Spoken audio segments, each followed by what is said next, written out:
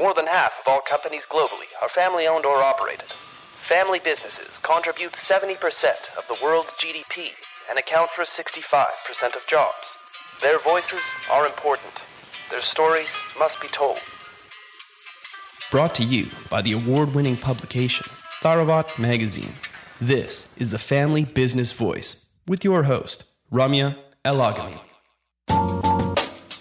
On this episode of the Family Business Voice, we speak to Philip Grindell about what it means to be safe in the digital age. Philip's background as a Scotland Yard detective and his work in British intelligence gives him an in-depth view on just what can threaten our safety. And now he's applying those insights to the world of private security, helping business owners, politicians, and other high-profile clients stay safe, both online and in person. Enjoy this episode with Philip. Philip, one of the main things that occurred to me to ask myself as a question once I realized what it is that you do, what it is that you're an expert in, is whether I actually have a definition for what safety means, what feeling safe means in the 21st century. And it's been something that's been bothering me because I really don't have a clear-cut answer to that, because naturally things have changed for our societies, especially over the last 20 years, quite radically. And I never really bothered, I think, to take the time to define how that impacts our sense of safety or what makes us feel safe in the broader picture, now that all of these channels are available to us. So I thought that might be a really nice way for us to start our conversation at a more philosophical level, I guess. I think safety means different things to different people. When we think about safety and we think about risk, if we look at risk, we have a term where we call about, your tolerance of risk, and we all have a different ones. I've got a quite high tolerance of risk because I spent most of my life in those environments. My wife will have a very different tolerance of risk because she hasn't worked in those environments. And in the same respect, I think my feeling of safety will be different to yours and different to everyone else's. So I think it's a very personal experience. But ultimately, I think safety and feeling safe, because I think we're talking about feeling safe rather than being safe, because I think they're, we've talked before, and they're two very different things. And certainly from my perspective, in terms of what we're trying to do at Defuse, it's much as it about feeling safe. And I think that's about free from anxiety around something that you consider to be a threat. Now, if you feel unsafe, and by that you mean you're worrying about what's on the internet, or you're worrying about somebody getting information about you, or you're worrying about some external demise to you based on what's coming out the internet, then you feel unsafe. And I think if you therefore don't have those experiences, and therefore you're not worrying about somebody approaching you in the street, you're not worrying about somebody sending you something horrible on the internet, you're not worrying about there being personal information out there about you, and when you open your door and you walk out, there's no change of emotion in terms of you're not suddenly becoming really vigilant, then that is going some way, I think, to feeling safe. So I love that you made the distinction between feeling safe and actually being safe. A large part of our discussion today is going to revolve around, is your family business safe? Like, not just on an individual level, but as an organization, are you actually safe? And, if we look at that distinction, say like, okay, so you might feel safe, but you might not be safe as a business, as an organization, as an enterprise. What do you think are the most common weaknesses that you come across that people tend to underestimate in their organizational armor, if you will, to safeguard themselves against cybercrime or any other types of threats? The key difference, I think, that it's probably worth talking about is what we do at Defuse is we're dealing with humans. So when people talk about cyber, they often think, what comes into their mind is technology, and they're thinking about hacking and viruses and all those sort of things. And they are all genuine and real threats, and things that certainly in terms of private offices and organizations are a very significant concern. But if you take a step back from that, at some point, there is a human involved. There's a human at one end who is sending all that sort of stuff or switching it on. And then there's a human at the other end that is allowing it in by either doing something silly, like opening a link that they really know they shouldn't do, or otherwise. And so what we deal with is humans. Very often I see businesses operating on a perspective of compliance as opposed to risk. And I see this particularly when we're talking about recruitment and management of staff. So when people recruit, they go through a due diligence process. And what they're really looking for, if they're honest with themselves, is kind of confirmation of their own decision. They're looking at, does that person's CV and LinkedIn profile and references all match up? Now, very few people will give you a reference or give you the details of a referee, shall we say, that's going to be negative. So, generally speaking, you kind of think, okay, well, what's the value in that, actually? We look at references and we look at that process from a risk assessment perspective. So rather than when this person said they've got a master's degree in X, Y, and Z, have they? We're looking at what threat or risk does this person pose to your organization if successfully recruited? Now, some of that may be something they are not aware of.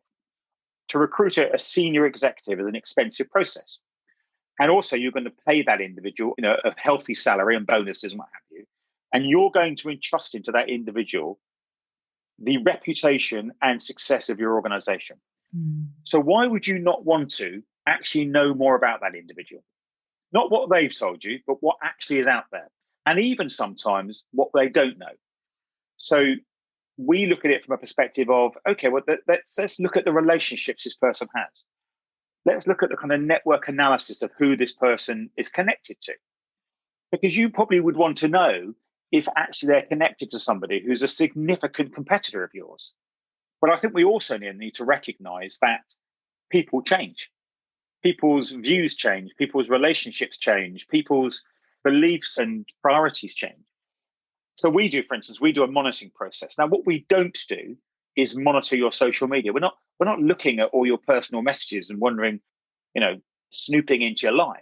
But what we are doing is we are making certain parameters and certain keywords that if they are mentioned, there's an alert. Not because you're necessarily going to take it down or anything else, but again, it might be that somebody's retweeted.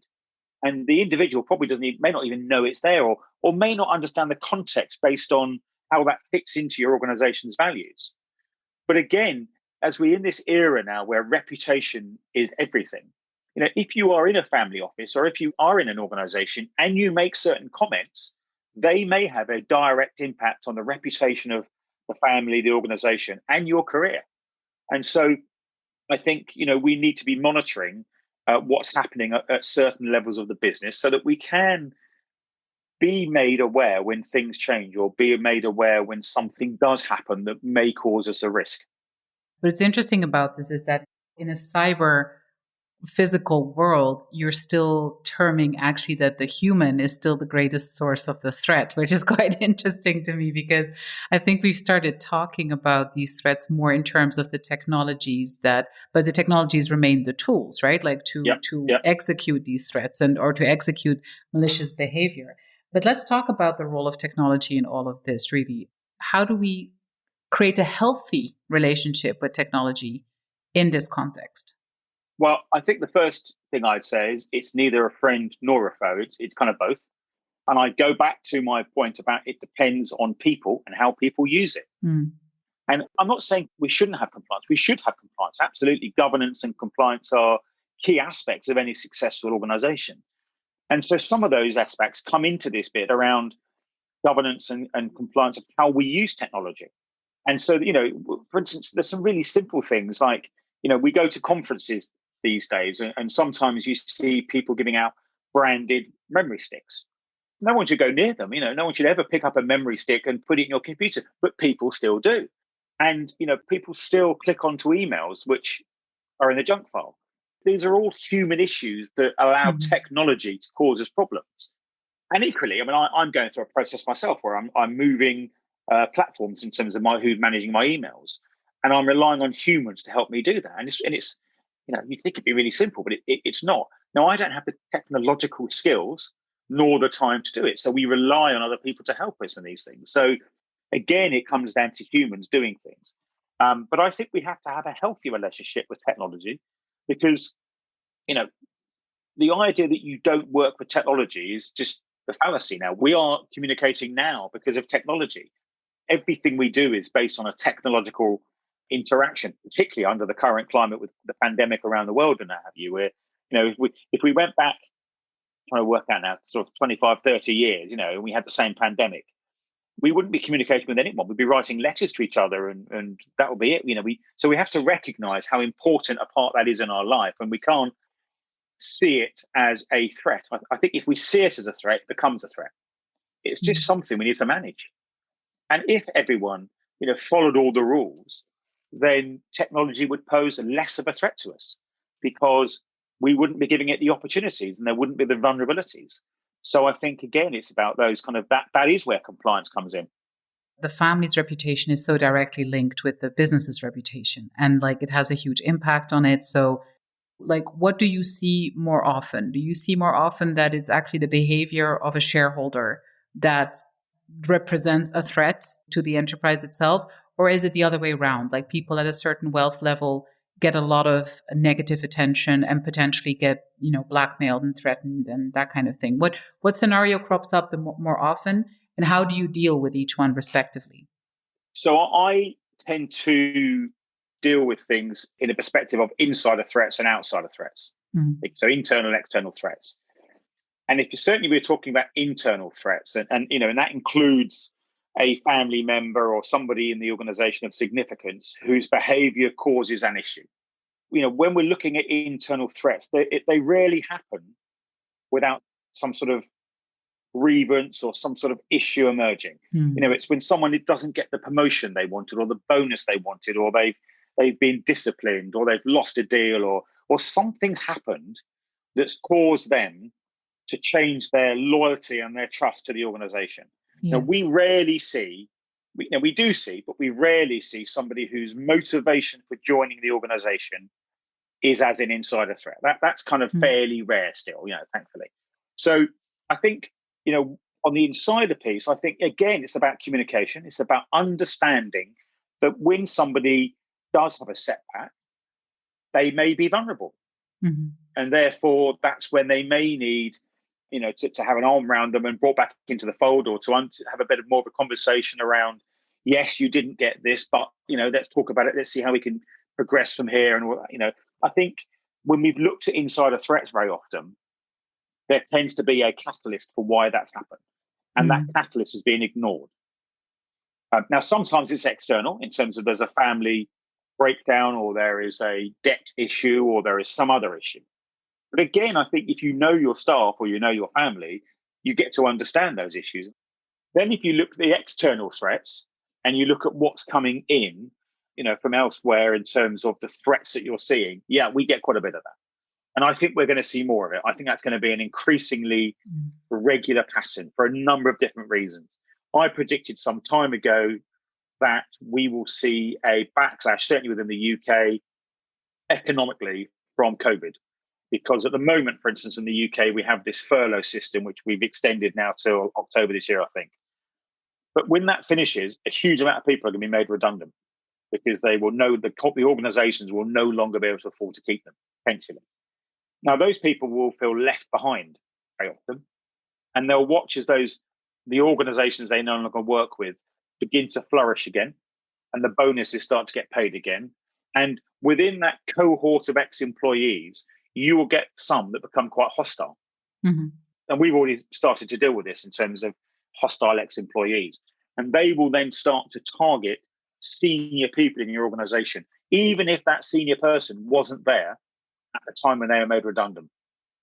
And so that's where we're seeing a great deal of external threats from. We're also going to see, I think, increasingly threats to organizations and family businesses from, increasing activist businesses, increasing activist movements around some big subjects, around energy. We're moving out of very often moving away from some of the old energy sources of oil and gas, etc., and moving to sort of cleaner energy in many ways. And so people have very strong views about some of these things, and they will target those organizations who they don't consider are complying with their perspective on how quickly this should be happening. And so we see lots of external threats coming in from that direction. So I think there's two separate elements there, and they require a different response. And I think that's also the reality I think that many of us already face. And maybe also that's not being communicated. Because I think, especially when it comes to the external threats, I think the person under threat, or like the, whoever gets threatened or whoever gets picked basically for the threat, there's a sense of it's a very overwhelming situation to deal with, right? Like, so, and I mean, how do you respond? How seriously do you take it? Like, there are certain things that I firmly believe that can and should be ignored, but then there's others that you shouldn't, right? Like, as you also point out, like there definitely are things that are to be taken seriously, because how do you know whether someone is at that breaking point where it becomes really dangerous? So if I start from the beginning, I would make the argument that there are different types of dangers. So there is the physical threat, there is the reputational threat, and there is the psychological threat. Mm. First and foremost, I think most organizations need to encourage a culture where they recognize that these threats exist. Mm-hmm. And they recognize that that needs to be part of the conversation around senior people's experience of having this incoming. Now, the truth is that my experience has been that most senior members of staff often never see what's coming in. It's filtered through their chief, their executive, their PA, however their structure's set up. Where I see things going wrong very often is that there's an assumption and a reliance that if there is an internal security department, they will deal with what's going on. Trouble is, very often, they've got no idea what's going on because the administrative staff, for want of a better phrase, haven't been trained and don't know what to look for. Mm-hmm. And therefore, when they're seeing communication coming in, they are unable to identify what might be dangerous and what might be just the ramblings of a unhappy or mad person. I would make the argument that most security professionals are unskilled in dealing with those or interpreting those scenarios because it's a specialism. And therefore, I think it's good to have an external, I would say this obviously, but it's good to have an external consultant that you can refer to. So that's one of the things that we do for a lot of our clients is train them, and then we're there should they need to sort of run stuff by us. But equally, I think, I don't know how many businesses have a genuine kind of risk register in terms of, are you registering, for instance, if you're receiving communication from the same person all the time or several people, is that appearing on your risk matrix? Mm-hmm. Because they may pose a risk to your organization reputationally. Now, sometimes you might have to reach out and compromise and actually deal with whatever their grievance is or have that conversation so that you can see whether you can pacify them. Because what we do know is that in nearly all cases, it's driven by some form of grievance. Mm-hmm. Now, that could be real or perceived. So we've had scenarios where chief executive is being targeted because an ex-employee feels their pension has disappeared. And actually, it's not true at all. It's just a perception they have, or it's miscommunication, or misunderstanding a media article or something. And by actually reaching out and engaging with that individual, we're able to pacify the situation very quickly. Mm-hmm. Rather than just ignoring it and thinking, oh, they'll go away.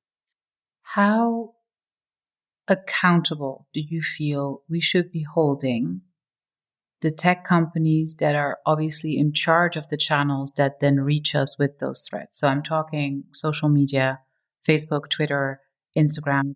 What's your stance on that? Are you an advocate for stricter rulings on those tech companies as well? Yes and no is the simple answer. I think they have a responsibility. I think they have a responsibility to improve their reporting mechanisms. Mm-hmm. I think my experience has been that very often the most harmful content is often context-driven content. And that's quite difficult for AI to pick up, particularly when we're thinking about every culture around the world. Even in the UK, something that's said in Manchester can mean something very different when it's said in London. So in order to accurately kind of manage that without suppressing freedom of speech and expression, which again is different in every country in the world in terms of the tolerance around it, I think we're asking probably too much at sometimes. My personal view is we go back again to people. And I think, we're dealing with people here. I think we need to make it the consequences of people's actions more relevant to what they're doing. Yes. So, and also more immediate. So my view has been for some time that rather than saying to somebody, right, you're banned from Facebook or you're banned from Twitter, etc., my personal view is we should be saying you're banned from the internet. Because, and I make the analogy that certainly in the UK, if you are driving a car and you're doing it whilst you're drunk or you're doing it recklessly and dangerously, you will probably have your driving license taken off you for a period of time because you are assessed to not be able to competently use that piece of equipment. Yes. I think the same should apply on the internet.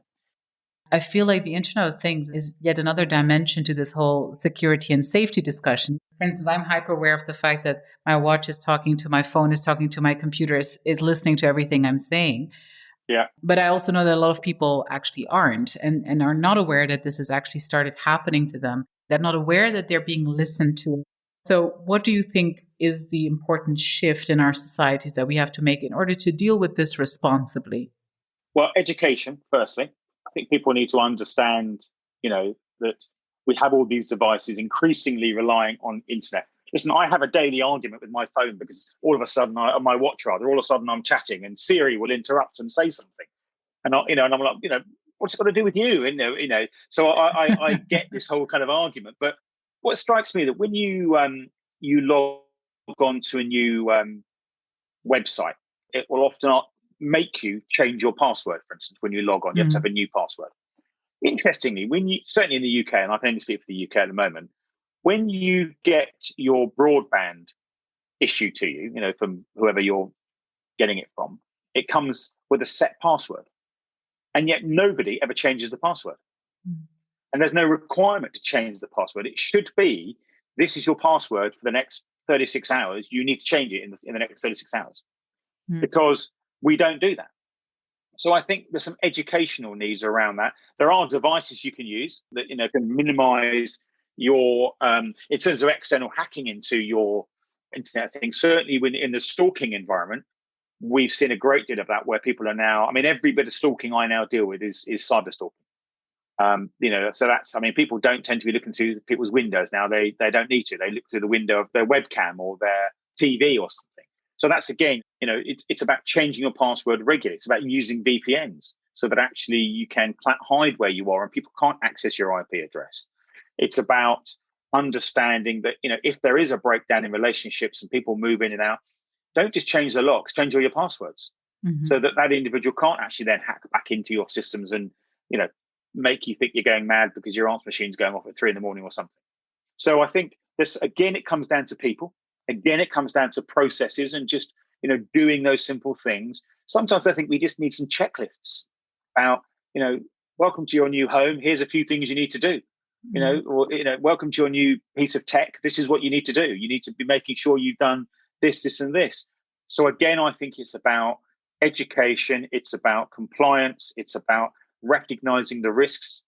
Philip, thank you so much for telling us about, I guess, how to feel safe, but also be safe through different patterns of behavior in the 21st century. I hope that a lot of our listeners can implement some of the things that you've just said, like quite quickly in their organizations, but also in their private lives. I love the tips that you gave about the eternal discussion around changing your password, which seems such an easy thing to do, and yet so few people actually do it.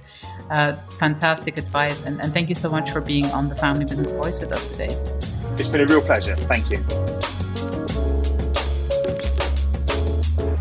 Thank you for listening to the Family Business Voice. Subscribe to our channels now on iTunes, TuneIn, Stitcher, or Spotify to be notified of our weekly episodes.